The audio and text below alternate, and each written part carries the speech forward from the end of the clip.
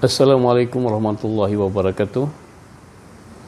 Kuliah hari ini kita lanjutkan dengan topik pemilu sebagai sarana perwujudan kedaulatan rakyat.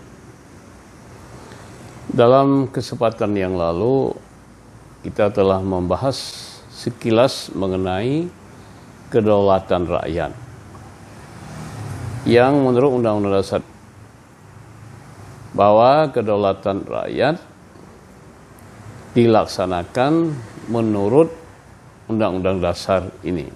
Maksudnya Undang-Undang Dasar 1945. Lantas pertanyaan yang muncul, apakah Undang-Undang Dasar 1945 ini mengatur secara jelas mengenai pelaksanaan kedaulatan rakyat?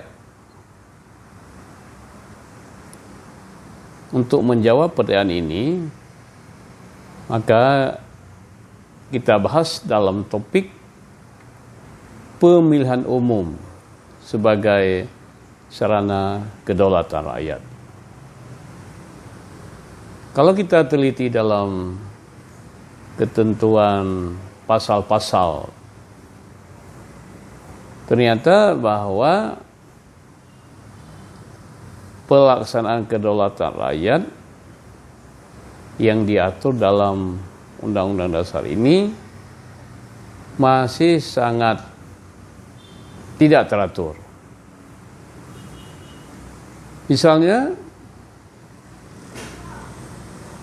untuk melaksanakan kedaulatan rakyat melalui pemilihan umum, maka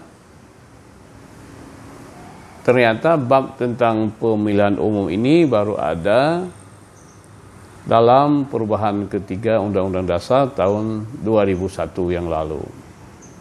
Sebelumnya tidak ada bab tentang pemilihan umum. Begitu juga tentang lembaga pemilihan umum sendiri dimasukkan pada tahun 2001 ini dengan menyebutnya sebuah komisi pemilihan umum. Namun, peserta pemilihan umum di samping warga negara secara individual, tentu ada partai politik sebagai wadah berkumpulnya warga negara untuk menyalurkan aspirasi politiknya, untuk melaksanakan hak politiknya. Ternyata pengaturan mengenai partai politik dalam Undang-Undang Dasar ini belum memadai, sehingga timbul banyak masalah mengenai pelaksanaan pemilihan umum sebagai perwujudan kedaulatan rakyat. Sebagai contoh kita boleh sebutkan di dalam pasal 6A disebutkan bahwa pasangan calon presiden dan wakil presiden diusulkan oleh partai politik atau gabungan partai politik peserta pemilihan umum. Nah,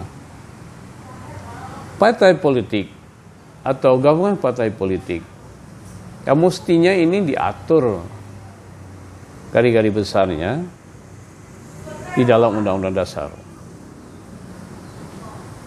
Jadi tidak semata-mata diatur dengan undang-undang.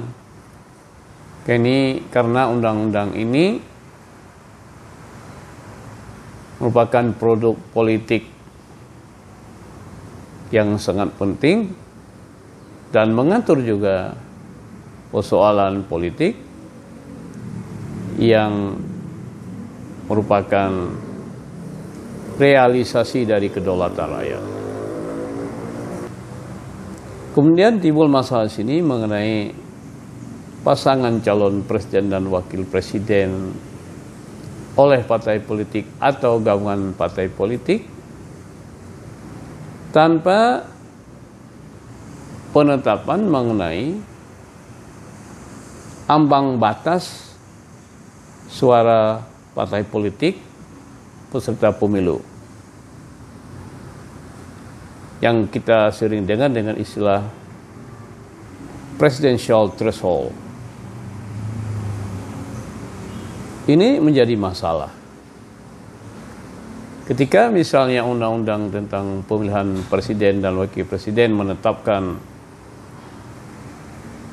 presidential threshold ini adalah 20%, maka karena diatur dengan undang-undang, timbul keinginan dari partai politik yang menguasai suara mayoritas di parlemen, di DPR, untuk mengubah presidential threshold ini.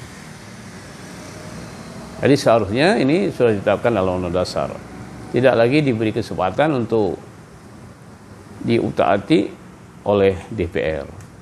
Yang kedua menyangkut dengan pemilu serentak,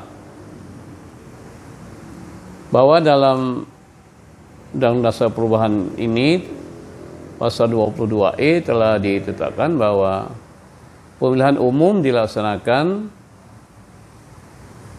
setiap 5 tahun sekali.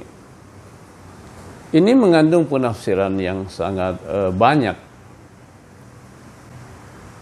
karena tidak ada penjelasan mengenai pemilihan umum yang mana. Di dalam ayat berikutnya, kalau tadi di dalam pasal 22E ayat 1, maka di dalam ayat 2-nya dikatakan bahwa pemilihan umum itu dilakukan untuk melaksanakan pemilihan anggota DPR, anggota DPD, anggota DPRD, dan presiden dan wakil presiden. Apakah pemilihan kepala daerah lupa dimasukkan ke sini atau sengaja tidak dimasukkan? Ini menjadi masalah dalam praktek. Yang paling berat adalah persoalan pemilu serentak. Kalau ditafsirkan bahwa seluruh pemilu di Indonesia dilaksanakan secara serentak, yaitu pemilu anggota DPR, pemilu anggota DPD, pemilu presiden dan wakil presiden, pemilu anggota DPRD, maka betapa banyak yang harus dilakukan secara serentak, mungkin dalam 1 hari atau 2 hari.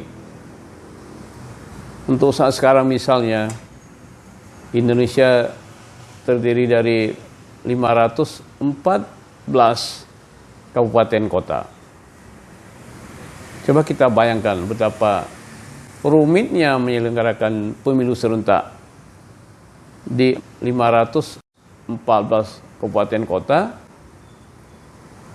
memilih anggota DPRD-nya, bupati atau wali kotanya, memilih gubernurnya, memilih anggota DPD-nya, memilih anggota DPR RI-nya, memilih presiden dan wakil presiden.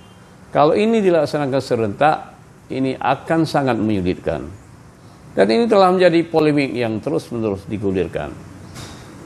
Jadi, ketidakjelasan pengaturan dalam Undang-Undang Dasar ini memang telah menjadi objek permohonan pengujian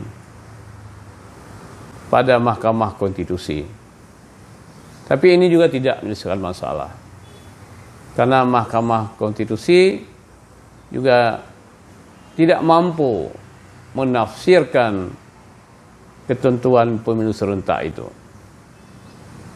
Dan oleh karenanya tentu ini menjadi kewajiban kita semua untuk menyempurnakan Undang-Undang Dasar kita ini, supaya tidak habis waktu kita untuk terus membahas, mengubah, memperbaiki undang-undang pemilu hingga tidak ada waktu untuk memikirkan bagaimana pembangunan manusia Indonesia ini. Jadi saya kira ini hal yang penting harus dipikirkan bersama. Sekian.